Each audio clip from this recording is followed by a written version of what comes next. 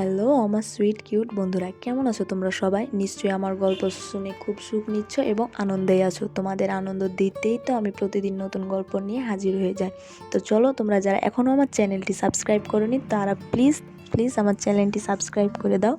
তো চলো, ভিডিওটি লাইক করে চ্যানেলটি সাবস্ক্রাইব করে দাও। হাতে লাল গোলাপ নিয়ে হাঁটু গেড়ে আমার সামনে বসে থাকা মেয়েটা দেখতে পরীর মতো সুন্দর, কিন্তু আমি তার প্রপোজ অ্যাকসেপ্ট করতে পারবো না, কারণ মেয়েটা হলো আদরের দুলালি আর আমি হলাম গরিব ঘরের একজন সন্তান। চলেন গুছিয়ে বলি। সকালবেলায় গোসল করে বাইরে আসতেই শুনলাম ফোনটা বাজছে, তাই তাকিয়ে দেখি মায়া। সাথে সাথে রিসিভ করলাম। মায়া, ওই তোর এতক্ষণ লাগে ফোন ধরতে, কই ছিলি তুই? আমি আসলে গোসল করতে গিয়েছিলাম। মায়া, ও হুসাইন, তুই কি আজ ভার্সিটি আসবি? আমি কেন? মায়া, আজকে কত তারিখ তা তোর মনে নেই? আমি আজকে 14 ফেব্রুয়ারি, মানে ভালোবাসা দিবস। মায়া, আর আজকে তোকে একটা কথা বলবো, তুই চলে আয় তাড়াতাড়ি। আমি, কেন, ফোনে বল। মায়া, না তুই আয়, সামনাসামনি বলবো। ওকে বলেই ফোনটা রেখে দিল। হুসাইন রেডি হয়ে চলে গেল আব্বুর দোকানে। আমি আনোয়ার হুসাইন, এবার ভার্সিটিতে পড়ি, পরীক্ষার্থী, মধ্যবিত্ত ঘরের একজন সন্তান। দেখতে হয়তো স্মার্ট, কারণ লোকে তাই বলে। বাবার ছোট একটা মুদির দোকান আছে, যেটা মোটামুটি ভালোই চলে, তাই আমার লেখাপড়ার পাশাপাশি সংসারটাও চলে যায়। তাই আমি এত দূর পর্যন্ত লেখাপড়া করতে পেরেছি। বাবা মায়ের একমাত্র সন্তান, আর আমাকে ঘিরে তাদের সব স্বপ্ন। তাই আমাকে যে করেই হোক ভালো রেজাল্ট করতে হবে। আর যে আমাকে ফোন দিয়ে এতক্ষণ কথা বলল তার নাম সুমাইয়া আক্তার মায়া। বাবা মায়ের টাকার অভাব নেই, তাও আমার মতো একটা ছেলের বেস্ট ফ্রেন্ড। আমি মাঝে মাঝে ভেবেই পাই না, কলেজে ফাইনাল পরীক্ষায় ওর সাথে আমার সিট পড়েছিল, তারপর একজন আরেকজনের সাথে ভালো বন্ধুত্ব হয়ে যায়, তারপর দুজনেই একই ভার্সিটিতে অ্যাডমিশন নিয়ে নেই।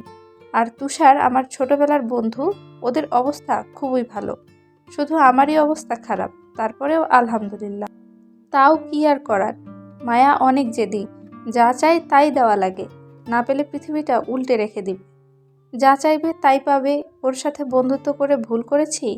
একবেলায় না খেলে জোর করে খাওয়াবে, বেশি রাতে অনলাইনে থাকলে মেসেঞ্জারে ঝাড়বে, আর কোনো মেয়ের সাথে কথা বলছি কিনা সেটা দেখলেই সারছে। সব সময় ওর মনের কথাগুলো আমার সাথে শেয়ার করে, আর সারাদিন ফোন দিয়ে জ্বালায়। আর যা চায় আমার কাছে আমাকেও দিতে বাধ্য হয়। বাবার কাছে থেকে হালকা কিছু টাকা নিয়ে বাসে করে ভার্সিটি চলে গেলাম। বাস থেকে নামতেই তুষারের সাথে দেখা। তুষার আমার কলিজার বেস্ট ফ্রেন্ড। তুষার, কিরে আজকে আসতে এত দেরি হলো যে? আরে বলিস না, রাস্তায় অনেক জ্যাম, তাই আসতে একটু দেরি হয়ে গেল। তুষার, তোকে কতবার বলেছি আমার সাথে চলে আসতে, কিন্তু তুই কি করিস, বাসে আসিস? আরে বোকা, তুই এত কিছু বুঝবি না, আমার মতো হলে তারপর বুঝতি। তুষার, শালা আমি কি তোর থেকে আলাদা? না, আচ্ছা এসব বাদ দিয়ে চল ক্লাসে। তুষার, আজকে ক্লাসে কি করবি? আমি, কেন? তুষার, আজকে ইলু ইলু দিবস, আর আমাদের কচি খুকা ক্লাস করবে। আমি, আরে চুপ কর আর চল ক্লাসে যাই। তুষার, ক্লাসে না গিয়ে চল, মায়া পাঠিয়েছে তোকে নিয়ে যেতে। আমি, কোথায়?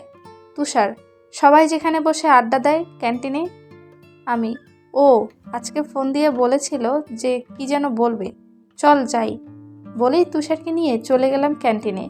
ক্যান্টিনে ঢুকেই নজর দিল নীল শাড়ি পরে বসে থাকা পরীর দিকে। চমৎকার সেজেছে আজকে, দেখতেও বেশ মায়াবী চেহারার মায়ার। তাই ওর কাছে গিয়ে বললাম, কিরে তুই না কি বলবি বলছিলি? মায়া, সোজা হয়ে দাঁড়া আগে। মায়া, সোজা হয়ে দাঁড়া আগে, তারপর বলবো। এবার বল। সোজা হয়ে দাঁড়িয়ে বললাম। মায়া কোনো কথা না বলে একটা হাঁটু ভেঙে বসে পড়ল, তারপর পিছন থেকে একটা লাল গোলাপ বের করে আমার সামনে ধরে বলল, আই লাভ ইউ হুসাইন। আমি অবাক হয়ে গেলাম ওর কথা শুনে। কি বললো ও আমাকে? ভালোবাসে? দেখতে হয়তো সুন্দর হতে পারি, তবে মায়া এখনও জানে না চেহারা দিয়ে যে জীবন চলে না। কি বলবো কিছুই বুঝতেছি না, সবাই তাকিয়ে আছে আমার দিকে। আমি কিছু বলছি না দেখে তুষার হালকা করে টোকা দিল। তুষার, কিরে কিছু বলছিস না কেন? আমি, মায়া উঠ, সবাই তাকিয়ে আছে। মায়া, না তুই আগে রিপ্লাই দে। আমি, উঠ, তারপর বলছি। মায়া, আগে বল তারপরে উঠব। আমি, তুই উঠে বাহিরে আয়, তারপর তোর উত্তর দিব। বলেই লাজুক চোখে তাকিয়ে ওর সামনে থেকে বাহিরে চলে গেলাম। মায়া আর তুষার আমার পিছন পিছন ভার্সিটির বাগানে একটা বড় গাছের নিচে গিয়ে দাঁড়ালাম। মায়া, হুঁ, এবার আমার প্রশ্নের জবাব দে। মায়া পিছন থেকে বলে উঠল তার জবাব দিতে। আমি, মায়া, আমাকে কিছু প্রশ্নের উত্তর দিবি? মায়া, হুঁ বল। আমি, আমার কথা শেষ হওয়ার আগ পর্যন্ত কোনো প্রশ্ন করবি না, ওকে? মায়া, আচ্ছা বল। আমি, আচ্ছা প্রতিদিন তুই কত টাকা খরচ করিস বল তো? মায়া, তুই এই কথা কেন জিজ্ঞেস করছিস? আমি, তোকে না বললাম যে কোনো প্রশ্ন না করতে? মায়া, আচ্ছা। আমি, এবার বল তোর প্রতিদিনের খরচ কত? মায়া, এই ধর 30 থেকে 40,000 টাকা মাত্র। আমি, হুম, আর দেখ আমার পকেটে মাত্র 577 টাকা। আমি, আচ্ছা তুই চলাচল করিস কি দিয়ে? মায়া, BMW। আমি, হুম, আর আমি চলাচল করি পাবলিক বাস দিয়ে। মায়া, হুম, তো তুই এইসব আমাকে বলছিস কেন? আমি, তোকে বলছি কারণ তোর সাথে আমার ভালোবাসার সম্পর্ক হয় না। আকাশ আর জমিন কখনোই এক হয় না। আমি তোর ফ্রেন্ড হওয়ারও যোগ্য না, তবে ভাগ্যক্রমে হয়ে গেছি। কিন্তু এখন তুই যে সম্পর্কের কথা বলছিস না, সেটা কখনোই হওয়া সম্ভব না। মায়া, আমি তোর কথা কিছুই বুঝতেছি না। আমি, না বোঝার কি আছে? দেখ আমি সাধারণ আর তুই অসাধারণ, তাই তোর আর আমার মাঝে বন্ধুত্ব থাকাটাই বেশি হয়ে যায়। আর তুই এখন ভালোবাসিস বলছিস। মায়া, দেখ না তুই এমনটা করতে পারিস না আমার সাথে।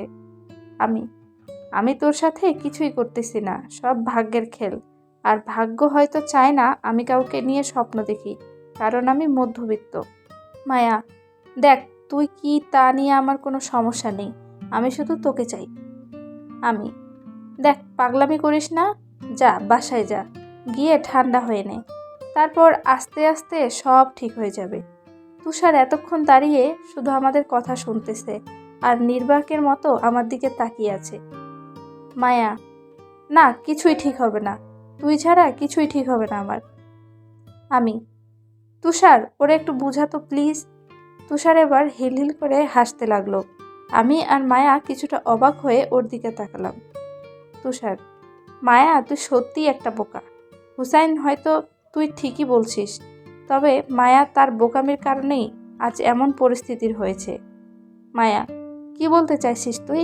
তুষার, আমি অনেক কিছুই বলে দিতাম যদি হুসাইন এখানে না থাকতো। আমি, মানে? তুষার, মানে কিছুই না, চল এখন বাসায় চল। মায়া তুমিও বাসায় যাও, পরে দেখা হবে। বলে আমাকে নিয়ে চলে আসতে লাগলাম। তুষার এতক্ষণ কি বলল তা মায়া ভাবতে লাগলো আর আমাদের যাওয়ার দিকে তাকিয়ে রইল। চলে আসলাম গেটের বাহিরে, এসে তুষারকে জিজ্ঞেস করলাম, আমি না থাকলে তুই তাকে কি বলতি? তুষার, আরে মায়া হলো অবুঝ একটা মেয়ে, ওকে সারাদিন বুঝালেও কাজ হবে না, তাই কথা কাটিয়ে তোকে ওইখান থেকে নিয়ে আসলাম। শালা তুই মানুষ হবি না। থ্যাঙ্কস। তুষার, ওয়েলকাম।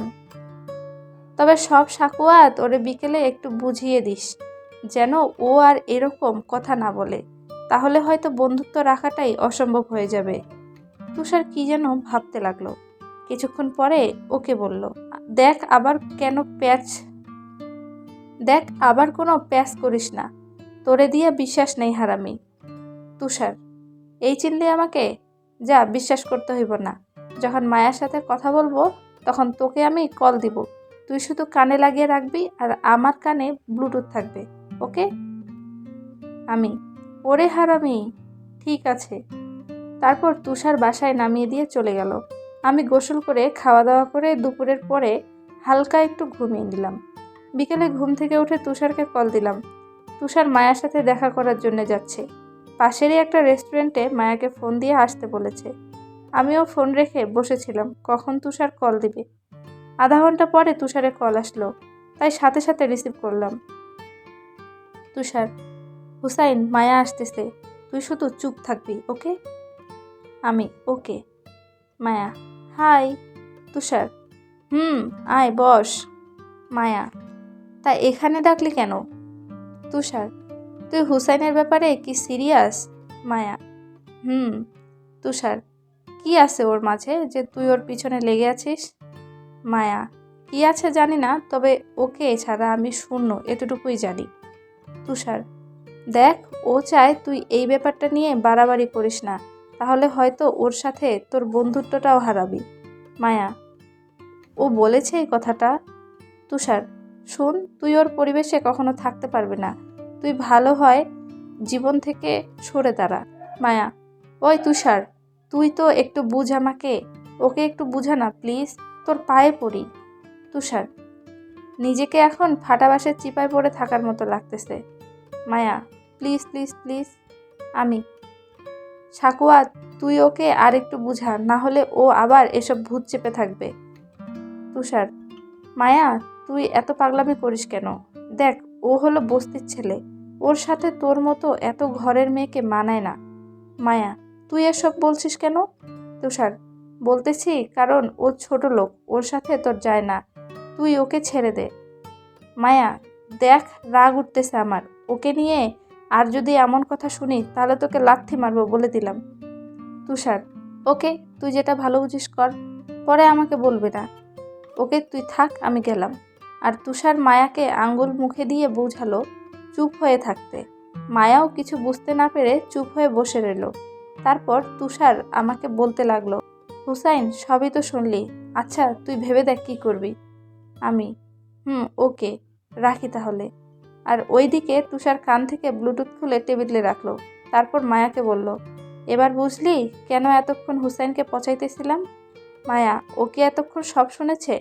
তুষার, মায়া, তোদের কি হয়েছে বলবে একটু? তুষার, কিছুই হয়নি, তবে তোকে যা বলতেছি তা একটু শোন। মায়া, বল কি বলবি? তুষার, আসলে আমিও চাই তুই হুসাইনের হও, কিন্তু হুসাইন সবকিছু ভালোভাবে চিন্তা বিবেচনা করে কথা বলে, তাই আমি ওকে বুঝাতে পারি না, তবে এখানে তোরও একটা ভুল আছে। মায়া, আমার আবার কি ভুল? তুষার, তুই হুসাইনকে প্রপোজ করতে গেলি কেন? ওকে আগে নিজে জালে ফাঁসিয়ে তারপর না হয় প্রপোজ করতি, বলদি কথাকার। মায়া, ঠিক বলেছিস। তুষার, আচ্ছা আগে এটা বল, আঙ্কেল আন্টি জানে যে তুই হুসেনকে ভালোবাসিস? মায়া, আমি বলে দিয়েছি আব্বু আম্মুকে। তুষার, কি বলেছে আঙ্কেল আন্টি? মায়া, ওনারা বলেছে আমি যাকেই পছন্দ করি ওনারা তাকেই মেনে নেবে, আর হুসাইনকে তো ওনারা আরও আগে মেনে নেবে। ওকে, তাহলে তুই ওর পিছনে লেগে থাক, আমি বাকিটা দেখতেছি। মায়া, ওকে, প্লিজ ওকে একটু বুঝিয়ে বল যেন রাজি হয়ে যায়, প্লিজ তুষার, প্লিজ। তুষার, আরে বোকা, বললাম না আমি দেখতেছি, ওকে জালে ফেলে হলেও তোর কাছে করে দিব, কথা দিলাম। মায়া, থ্যাঙ্কস তুষার, ওয়েলকাম। মায়া, জানিস ওকে না খুব ভালোবাসি, না পেলে নিজেকে শেষ করে দিব, বলেই দিলাম। তুষার, ওই ওই ওই প্লিজ কাঁদিস না, প্লিজ প্লিজ। মায়া, জানিস ও এমন আচরণ করবে আমি তা ভাবতেই পারিনি। তুষার, মায়া প্লিজ কাঁদিস না, এটা পাবলিক প্লেস, তুই কান্নাটা থামা। মায়া, ওকে। তুষার, শোন, আমি তোকে কথা দিলাম হুসাইন তোর হবেই, এখন আমি উঠি, কালকে দেখা হবে। মায়া, আচ্ছা, বলেই দুজন বেরিয়ে চলে আসলো। পরের দিন সকালে রেডি হয়ে আবার বাসে করে চলে গেলাম কলেজে। কলেজে এসেই তুষারের সাথে দেখা। তুষার, কিরে মামা, আজকে এত লেট করে আসলি? আমি, আজকে একটু কাজ ছিল বাসায় তাই। তুষার, তা কি ভাবলি আজকে সারা রাতে? আমি, দেখ, আমি যতই ভাবি না কেন আমি ওকে জেনে বুঝে জাহান্নামে আনতে পারি না। তুষার, আচ্ছা তুই আমাকে একটু বলবি যে ওকে মেনে নিতে সমস্যাটা কোথায়? আমি, সমস্যাটা অনেক জায়গায়। দেখ, ও আমার ফ্যামিলিতে এসে নিজেকে মানিয়ে নিতে পারবে না, ওর জীবনটা তেজপাতা হয়ে যাবে, তা কি তুই বুঝিস? তুষার, দেখ, ও হয়তো তোর জন্য সব করতেও পারে, ও হয়তো তোর ফ্যামিলির সাথে নিজেকে মানিয়ে নিতেও পারবে।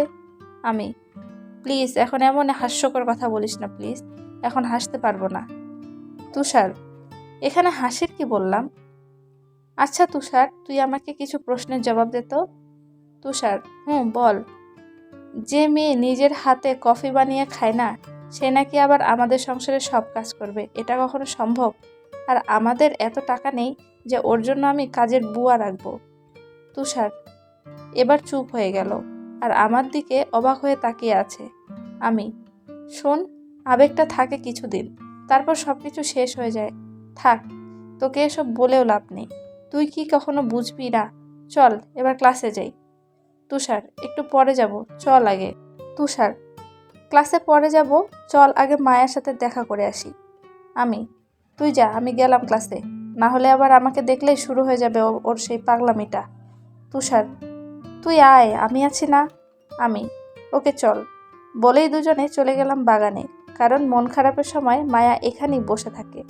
গিয়ে দেখি ও পুকুরের দিকে মুখ করে বসে আছে, তাই পিছন থেকে তুষার ডাকলো মায়াকে।